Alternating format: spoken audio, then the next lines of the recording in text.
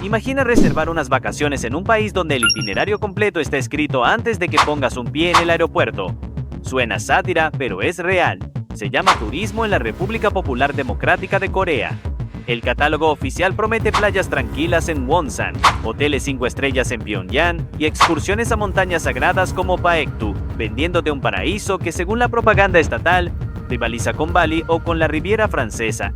Lo que no aparece en los folletos es que detrás de cada sonrisa del guía y cada paisaje cuidadosamente seleccionado, hay vigilancia, escenografía y reglas que pueden convertir la experiencia en una especie de teatro kafkiano. Pongamos un ejemplo concreto.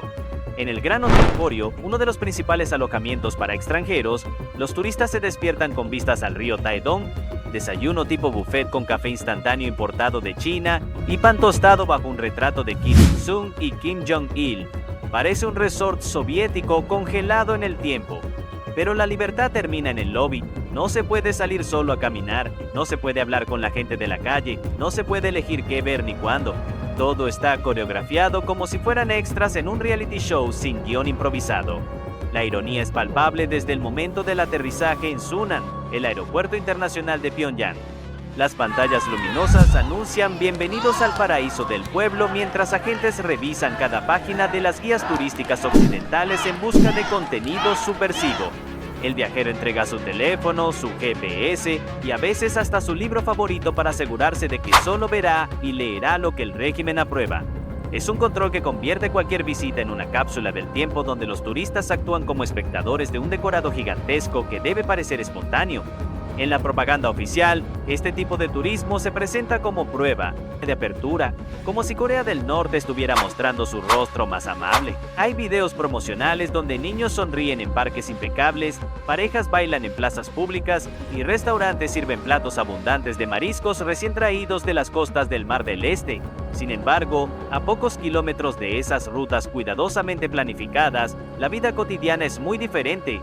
Cortes de electricidad, escasez de productos básicos y ciudadanos que jamás han pisado los lujosos hoteles que supuestamente son para el pueblo. Este contraste genera una sensación extraña en el visitante. Por un lado, la experiencia es única. Ver monumentos colosales como la Torre Juche, el Arco del Triunfo de Pyongyang más alto que el de París, o el Estadio Mayday, el más grande del mundo.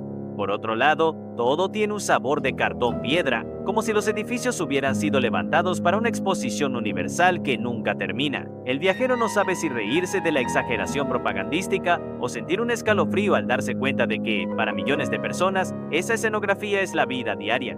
El paraíso turístico norcoreano no es un mito inventado por críticos del régimen, es un dispositivo real que mezcla exotismo, aislamiento y control. Quien decide comprar ese paquete viaja no solo a un país distinto, sino a un guión cuidadosamente escrito por el Estado. Así, la docuserie comienza invitando al espectador a mirar con ojos irónicos ese escenario en el que, más que vacaciones, se experimenta un teatro político monumental.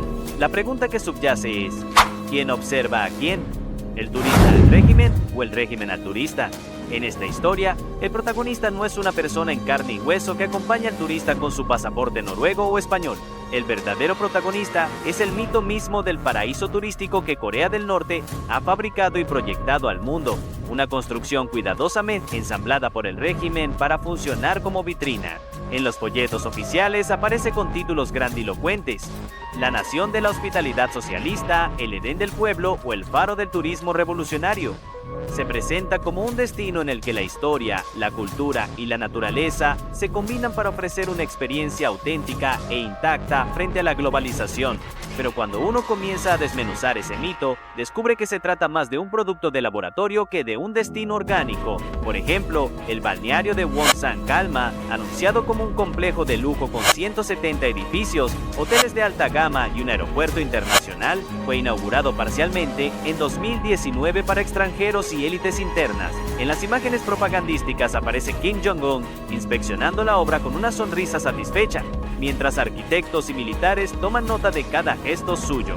El mensaje implícito es claro: incluso el turismo debe ser una creación directa del liderazgo supremo.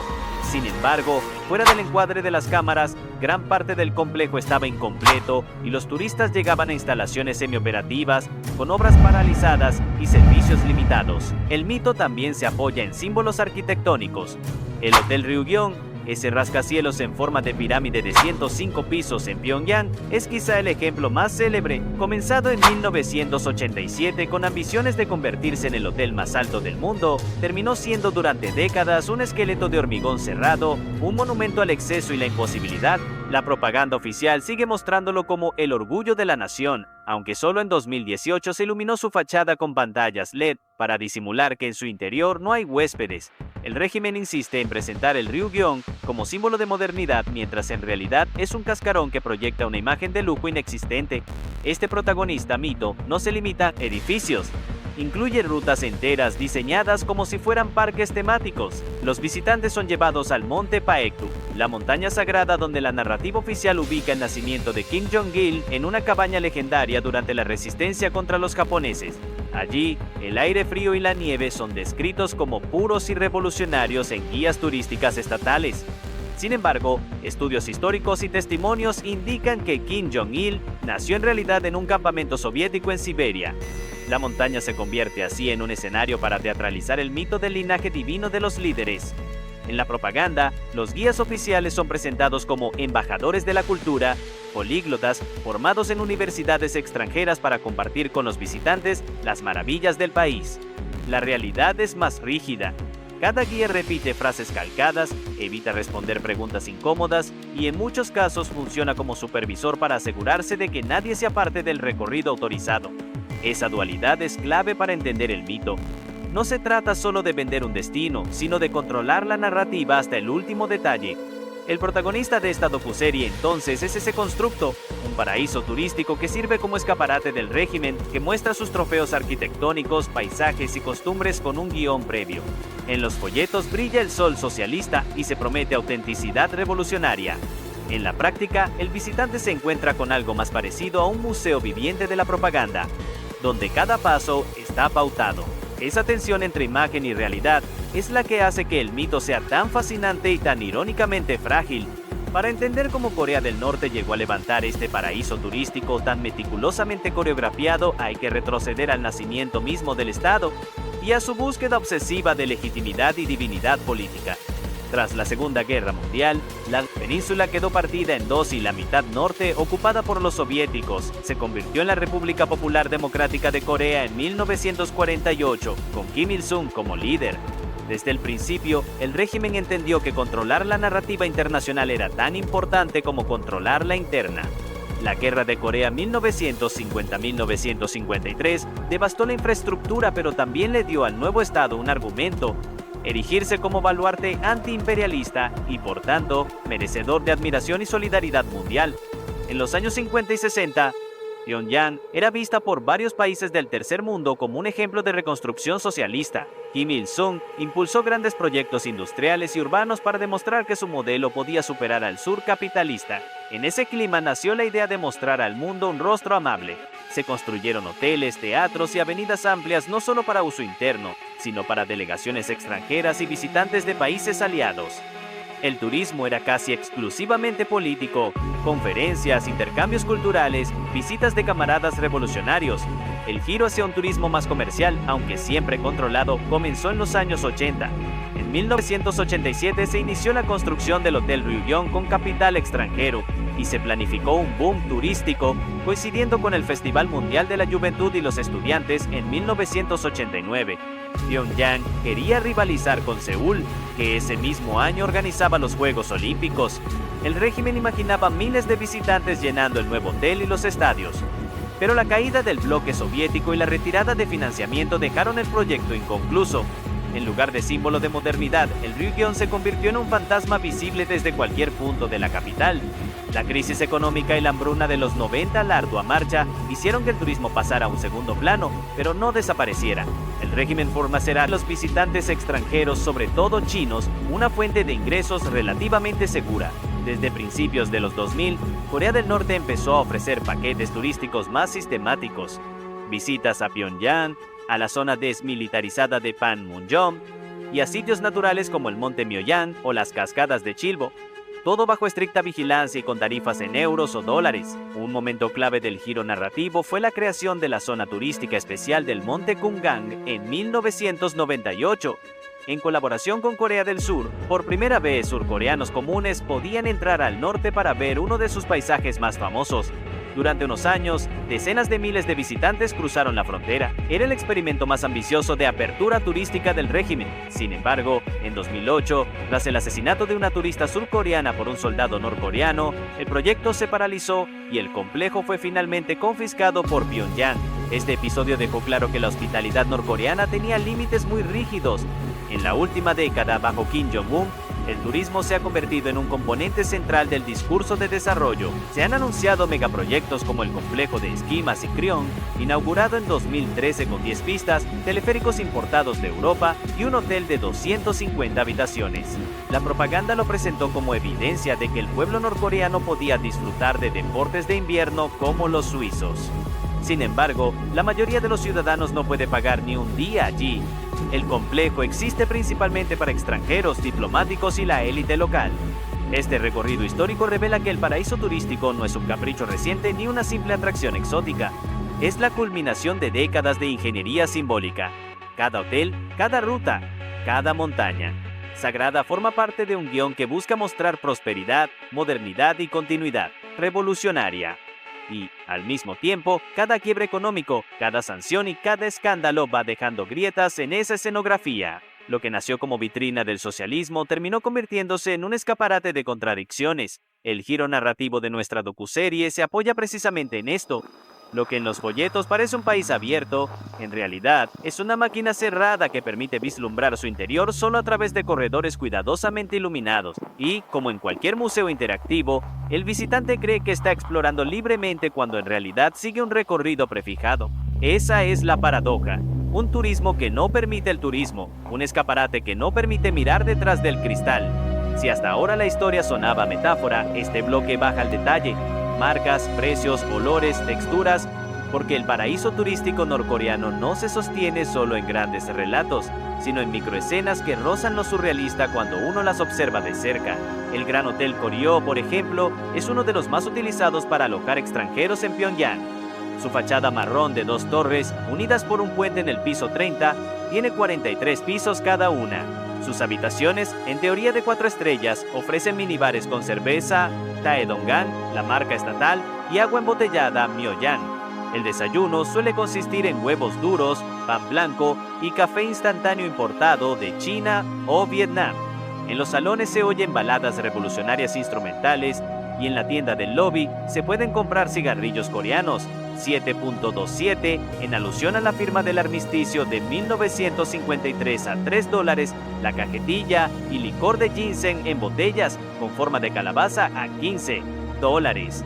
En el Masikryong Ski Resort, inaugurado con gran pompa en 2013, el contraste es aún más evidente. 10 pistas, teleféricos austríacos Doppelmayr comprados de segunda mano, de res australiana y vinos italianos Chianti.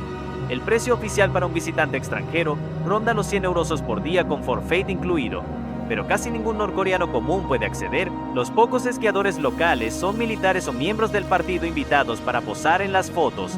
La nieve es real, pero la imagen es cuidadosamente artificial. En Wonsan Calma, el megaproyecto costero, la propaganda muestra playas de arena blanca, sombrillas color pastel y hoteles con suites presidenciales. Las habitaciones están equipadas con televisores Samyong, marca nacional, y aire acondicionado. Sin embargo, según relatos de visitantes, muchas instalaciones funcionan solo parcialmente.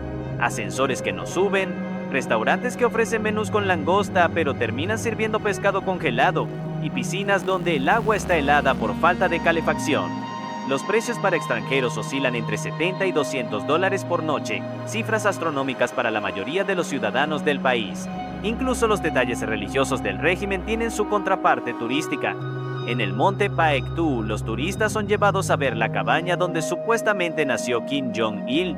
Allí los guías describen el aire puro y la nieve revolucionaria mientras se venden souvenirs, medallas con la imagen del líder a $10, botellas de agua de manantial sagrado a $5 y postales impresas con la aurora boreal.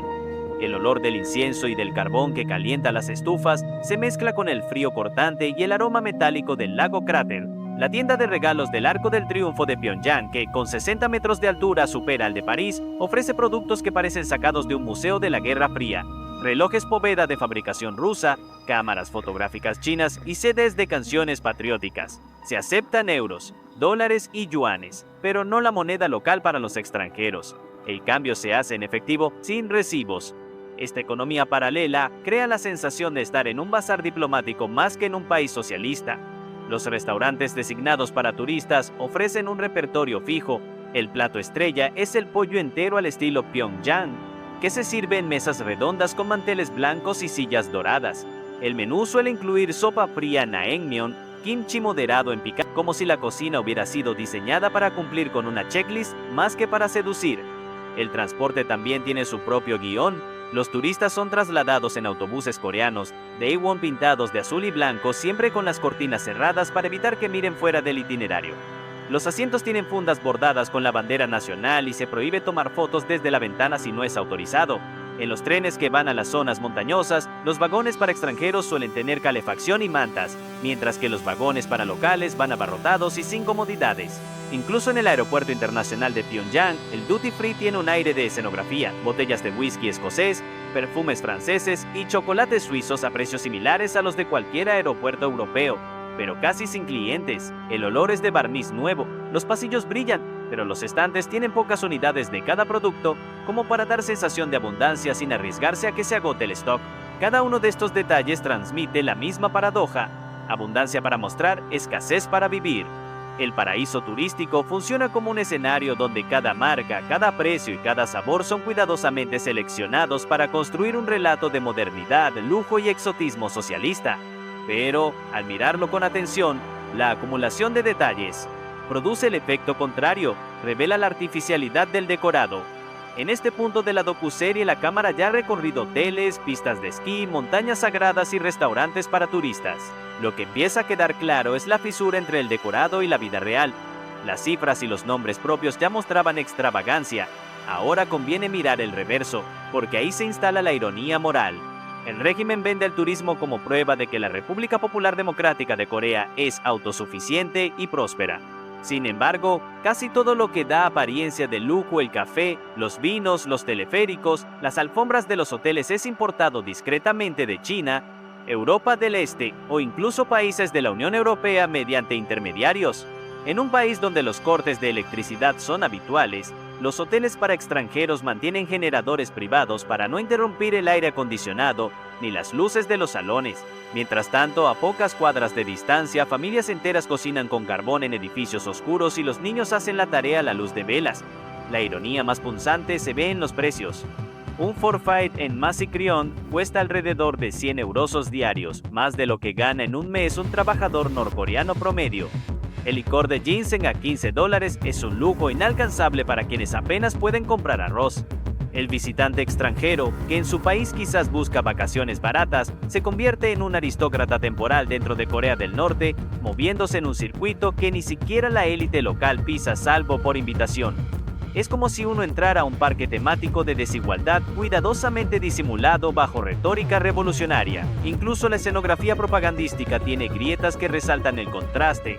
En la estación de esquí, los esquiadores locales militares en uniforme se deslizan torpemente para salir bien en las fotos oficiales. En los hoteles, los retratos de los líderes cuelgan sobre salones casi vacíos, donde suena música triunfalista, mientras los turistas occidentales comen pan con mantequilla importada.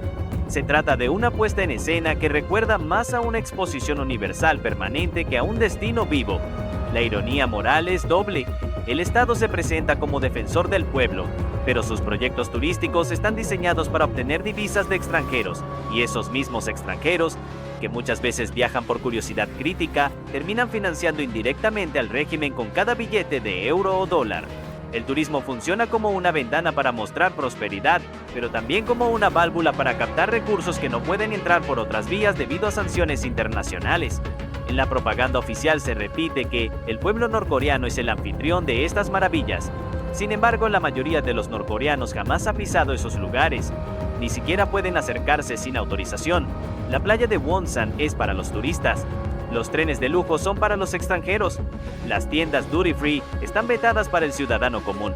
Es un modelo invertido, el paraíso del pueblo donde el pueblo no entra. Ese contraste golpea al visitante sensible.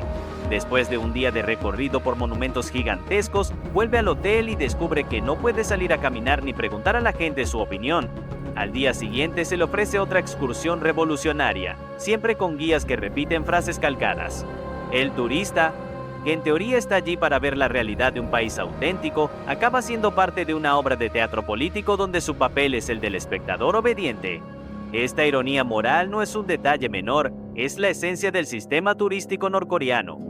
Es un modelo que se sostiene sobre la paradoja de mostrar abundancia mientras se administra la escasez, de invocar la autenticidad mientras se coreografía la conducción. Experiencia de proclamarse del pueblo mientras se excluye al pueblo. Al final, lo que el visitante ve no es tanto Corea del Norte como un espejo deformado de sus propias expectativas, la promesa de exotismo socialista envuelta en protocolos de control y vigilancia. La docuserie alcanza ahora su punto de inflexión más humano, ponerle voz a esa tensión entre propaganda y realidad. Aquí no basta con cifras ni con edificios, hace falta una frase o una escena concreta que destile todo el absurdo. Una de las anécdotas más repetidas por quienes han visitado Corea del Norte es la del supermercado de Pyongyang. Los turistas son llevados a un local amplio, con estanterías relucientes, cajas registradoras modernas y música ambiental. Las guías repiten: aquí pueden ver cómo el pueblo disfruta de productos variados y de calidad. Pero cuando el visitante mira de cerca se da cuenta de que hay solo 3 marcas de galletas, un par de bebidas y un montón de estantes con el mismo producto repetido para simular abundancia. Si uno intenta comprar con la moneda local, no puede, solo se aceptan euros, dólares o yuanes. La experiencia parece salida de una novela de Orwell, un escaparate para extranjeros que no representa la vida cotidiana de nadie. Un viajero europeo contaba con ironía: me sentí como en un set de cine. Había más personal que clientes y todos parecían estar ensayando su papel de comprador. Esa frase captura bien el clima. Lo mismo sucede en los restaurantes exclusivos donde se sirven banquetes de 10 platos para grupos de turistas mientras, tras las puertas cerradas, la cocina funciona con productos escasos y personal exhausto. Hay otra cita que suele sorprender. Un guía norcoreano, después de varios días de excursiones repetidas, confesó en voz baja a un visitante: lo que ustedes ven es para ustedes. No crean que esto es Corea del Norte. La frase, recogida por múltiples testimonios, condensa en una sola línea toda la paradoja del paraíso turístico. Incluso quienes trabajan dentro del sistema son conscientes de la teatralidad, aunque la repitan porque su trabajo y su supervivencia depende de ello. Otro ejemplo revelador es la ceremonia en el monte Paektu. Los turistas son llevados al amanecer para respirar el aire puro revolucionario y escuchar cómo la naturaleza misma celebra el linaje del líder supremo. La guía recita un texto memorizado sobre cómo los pinos inclinan sus ramas ante el héroe. Un visitante norteamericano anotó en su libreta: nunca había visto una montaña tan hermosa usada como escenario de una liturgia política. Esa frase, mitad admiración, mitad crítica, ilustra cómo incluso paisajes reales se convierten en utilería. La anécdota más llamativa de todas quizás sea la del Masikryong Ski Resort. En uno de los primeros grupos de turistas europeos, varios esquiadores se quejaron de que las pistas estaban desiertas y que no había ni instructores. Al día siguiente, decenas de jóvenes con esquís aparecieron de la nada para dar ambiente a las fotos, pero esquiaban tan torpemente que resultaba evidente que era un montaje improvisado. Uno de los visitantes comentó con sarcasmo: era como si hubieran contratado figurantes para simular que esto es Suiza, pero olvidaron enseñarles a esquiar. Estas citas y escenas no son rumores extravagantes, son testimonios consistentes de personas que viajaron en distintos años y relataron experiencias casi idénticas. Lo que refuerza la autenticidad no es que sean excepciones, sino que son parte del guión. Y, al ponerles palabras, se entiende mejor el mecanismo. El paraíso turístico no solo es un espacio físico, es un performance continuo donde hasta los silencios están calculados. La docuserie, al incluir estas voces, no necesita exagerar nada. Basta con mostrar el contraste entre las frases memorizadas de los guías y las impresiones espontáneas de los turistas para que el espectador entienda la ironía profunda. Lo que ustedes ven es para ustedes. Esa línea sola es un epílogo perfecto para esta sección, un recordatorio de que en Corea del Norte la realidad y el decorado se confunden hasta que incluso quienes lo montan lo dicen en voz baja. Después de haber mostrado los hoteles, las montañas sagradas, las pistas de esquí y las tiendas para turistas, la docuserie se detiene un momento. Aquí no se trata de sumar más detalles, sino de entender qué significa todo ese montaje.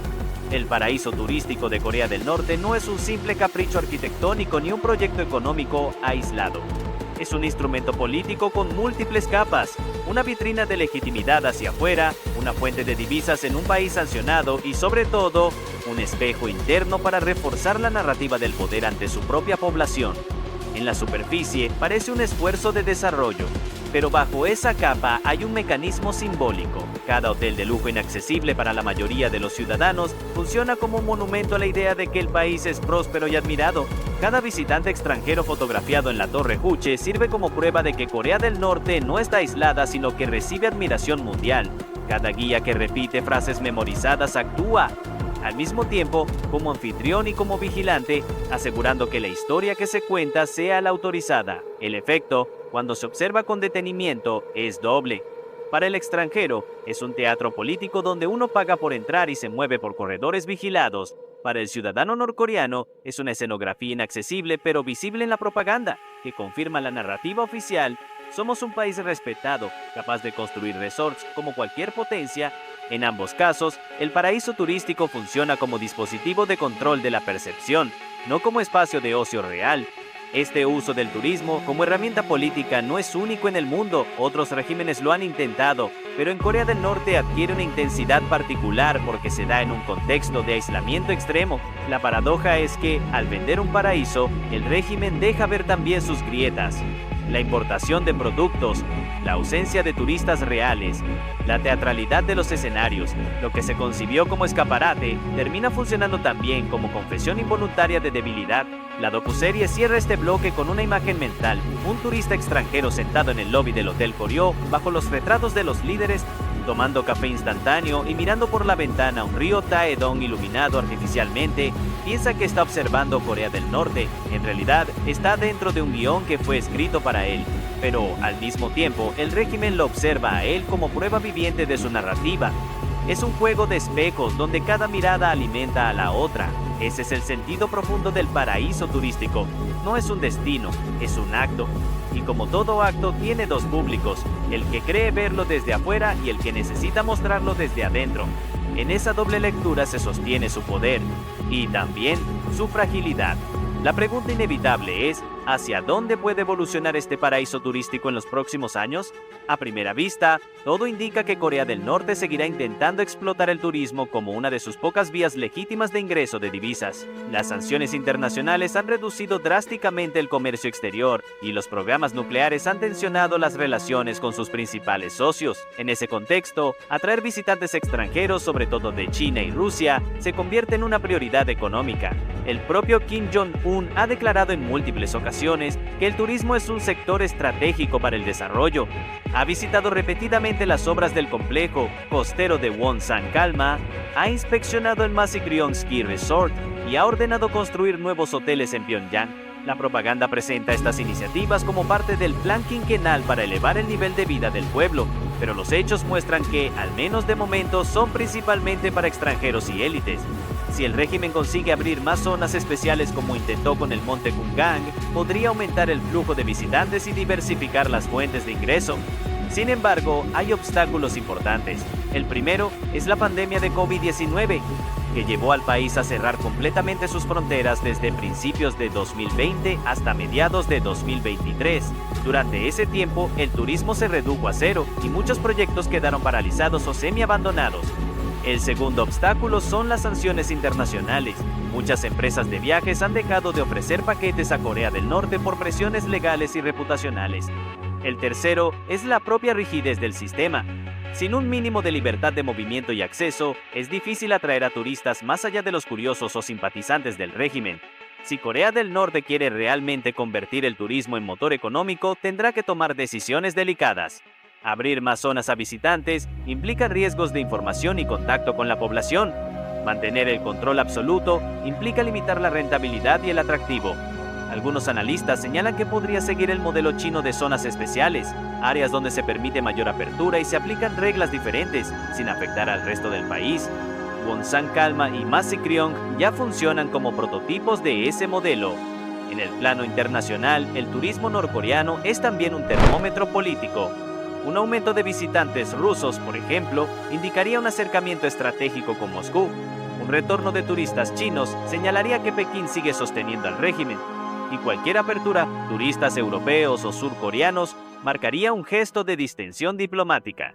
Por eso, cada nuevo hotel o cada inauguración de pista de esquí no es solo un evento económico, es también un mensaje geopolítico. Otra consecuencia probable es la creciente sofisticación del control. A medida que Corea del Norte recibe turistas más críticos y conectados, tendrá que perfeccionar su escenografía. Guías mejor entrenados, circuitos más creíbles, infraestructura más sólida. La iluminación LED del Hotel Ryugyong en 2018 ya fue un paso en esa dirección, convertir un esqueleto abandonado en un espectáculo luminoso para disimular su vacío interior. Es plausible que veamos más inversiones en fachadas tecnológicas que no necesariamente signifiquen mejoras reales para la población. Finalmente, hay un factor demográfico y cultural. Una nueva generación de norcoreanos nacida después de la hambruna de los 90 ha tenido más contacto indirecto con el exterior a través de contrabando de medios y redes clandestinas. Esa generación podría ver en el turismo extranjero no solo una fuente de trabajo, sino una ventana al mundo. Si el régimen no maneja bien ese contacto, podría sembrar semillas de comparación y descontento que escapen al guión. En resumen, el futuro del paraíso turístico norcoreano está en una encrucijada.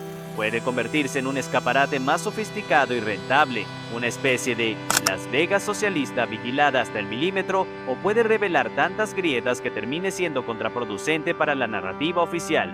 En cualquier caso, su evolución no será solo una cuestión de hoteles y pistas de esquí, sino de cómo un estado aislado gestiona la tensión entre mostrar y ocultar, entre atraer y controlar. Después de recorrer los grandes proyectos y su proyección al futuro, conviene aterrizar en la pregunta más sencilla y a la vez más incómoda: ¿cómo se siente todo esto en la vida diaria de los norcoreanos y de los extranjeros que los visitan?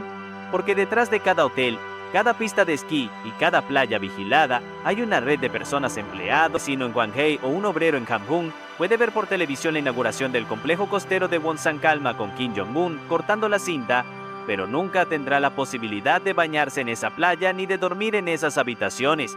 Ni siquiera puede acercarse sin un permiso especial. En su vida cotidiana, la prioridad sigue siendo el trabajo, las cuotas estatales y conseguir alimentos. El turismo interno es casi inexistente para la población común. Sin embargo, sí hay un impacto indirecto. Muchos de los trabajadores de estos proyectos son reclutados entre estudiantes universitarios, soldados o empleados estatales que deben cumplir tareas revolucionarias en las obras. Para ellos, el turismo extranjero puede significar una oportunidad de ver productos importados, escuchar otros idiomas o, en casos muy contados, recibir propinas en divisas que luego cambian en el mercado negro. Es un contacto mínimo, pero no irrelevante. Algunos exguías han contado, tras escapar del país, que trabajar con extranjeros les permitió ampliar su visión del mundo y desarrollar habilidades lingüísticas valiosas. En el caso de los guías turísticos, su vida cotidiana es una mezcla de privilegio y vigilancia. Tienen acceso a formación en idiomas y a restaurantes para extranjeros, pero también están bajo escrutinio constante. Deben reportar cada palabra y cada movimiento de sus grupos, y cualquier error puede costarles su puesto o algo peor. Viven en una burbuja dentro de la burbuja, parte del decorado pero no de la trina. Audiencia. Para los extranjeros, la vida cotidiana durante el viaje es igualmente extraña. No pueden caminar solos por la calle, no pueden entrar en tiendas al azar ni conversar libremente con la gente. Sus días se estructuran como un campamento: desayuno en el hotel, excursión en autobús, comida en restaurante asignado, visita a monumento, regreso al hotel. Muchos describen la experiencia como estar en una cápsula del tiempo o en un museo viviente. Algunos se sienten fascinados, otros agobiados por la sensación de estar vigilados y por no poder interactuar de verdad con la sociedad local. Los negocios paralelos también dejan huella. En torno a los hoteles y las rutas turísticas florece una economía en divisas que no toca al ciudadano común. Tiendas duty free, restaurantes exclusivos y mercados para extranjeros funcionan en euros, dólares y yuanes, mientras que la moneda local permanece prohibida para ellos. Esto crea una especie de microcosmos económico donde los precios y los productos no tienen relación con el resto del país. En términos simbólicos, el paraíso turístico también moldea la vida cotidiana a través de la propaganda. Las noticias estatales muestran constantemente imágenes de turistas extranjeros maravillados ante la Torre Juche o disfrutando de las playas de Wonsan. Para un ciudadano norcoreano, ver a gente de Europa, China o África en sus monumentos es presentado como prueba de que el país es admirado. Es una forma de reforzar el orgullo nacional y de sugerir que aunque uno no pueda viajar, el mundo viene a nosotros. Esa narrativa influye en la percepción colectiva del exterior y alimenta el mito de la autosuficiencia. No obstante, en la práctica, la existencia de estos enclaves turísticos genera tensiones silenciosas. Hay resentimiento entre quienes construyen los resorts pero no pueden usarlos. Hay curiosidad entre los jóvenes que ven pasar autobuses llenos de extranjeros. Hay riesgo de filtración de información en cada contacto, por breve que sea. Aunque todo esté controlado, la sola presencia de visitantes es un recordatorio de que existe otro mundo con otras reglas. En resumen, el impacto en la vida cotidiana es asimétrico. Para los norcoreanos, el paraíso turístico es un decorado ajeno que ven de lejos o en televisión. Para los turistas, es una experiencia encapsulada que apenas roza la realidad del país.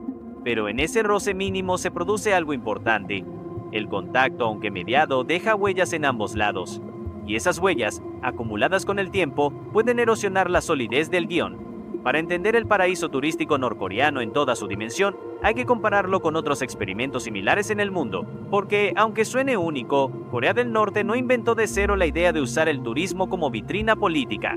La diferencia está en el grado de control, aislamiento y teatralidad que lo acompaña. En la Europa del Este de la Guerra Fría, por ejemplo, países como Rumanía, la RDA Alemania Oriental, o la propia Unión Soviética tenían circuitos turísticos vigilados. Los visitantes extranjeros eran conducidos por guías oficiales, alocados en hoteles del Estado y expuestos a monumentos y logros socialistas cuidadosamente seleccionados. Sin embargo, había una red mucho más amplia de intercambio cultural, contactos y espacios semilibres que permitían cierta espontaneidad. Incluso en la Cuba contemporánea, otro país con fuerte control estatal, existen resorts para extranjeros, pero con un grado de acceso interno mayor y con trabajadores que pueden interactuar relativamente libremente con los visitantes. La comparación con zonas especiales chinas también es instructiva. En los años 80, China creó enclaves como Shenzhen para atraer inversión y turistas.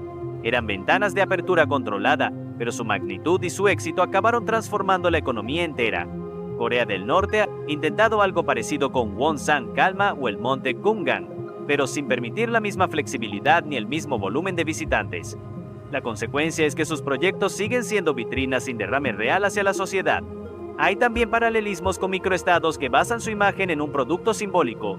Mónaco con el lujo, Dubái con sus megaproyectos, Bután con su turismo de alto valor bajo volumen. Sin embargo, la diferencia es que en esos casos hay una infraestructura sólida, un acceso relativamente libre y, sobre todo, una narrativa que busca seducir al visitante, no controlarlo. En Corea del Norte, en cambio, el visitante es un actor involuntario de un guión político. Un ejemplo particularmente revelador es la antigua Casa de la Amistad de la RDA, donde se exhibían regalos de líderes extranjeros. Era un museo de propaganda diseñado para mostrar prestigio internacional.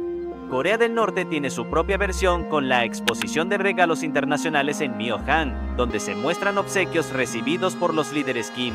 Los turistas son llevados allí como parte del itinerario, igual que en la RDA, para reforzar la idea de que el país goza de respeto global. También se puede comparar el turismo norcoreano con el de algunos países autoritarios del Golfo. Emiratos Árabes Unidos y Arabia Saudí han lanzado megaproyectos turísticos, islas artificiales, museos futuristas mientras mantienen controles internos. La diferencia es que esos países permiten a los visitantes moverse con relativa libertad, usar internet y hablar con locales. Corea del Norte no. En términos de coreografía, el modelo norcoreano se parece más a un parque temático que a un país funcional. Incluso hay analogías con épocas más lejanas. Durante el estalinismo, las Potemkin Villages, pueblos falsos, se montaban para mostrar a delegaciones extranjeras una imagen idílica de la colectivización. La expresión aldea, Potemkin, quedó para describir cualquier fachada construida para impresionar. Corea del Norte ha elevado esa lógica a escala nacional. No es un pueblo Potemkin, es un circuito Potemkin entero.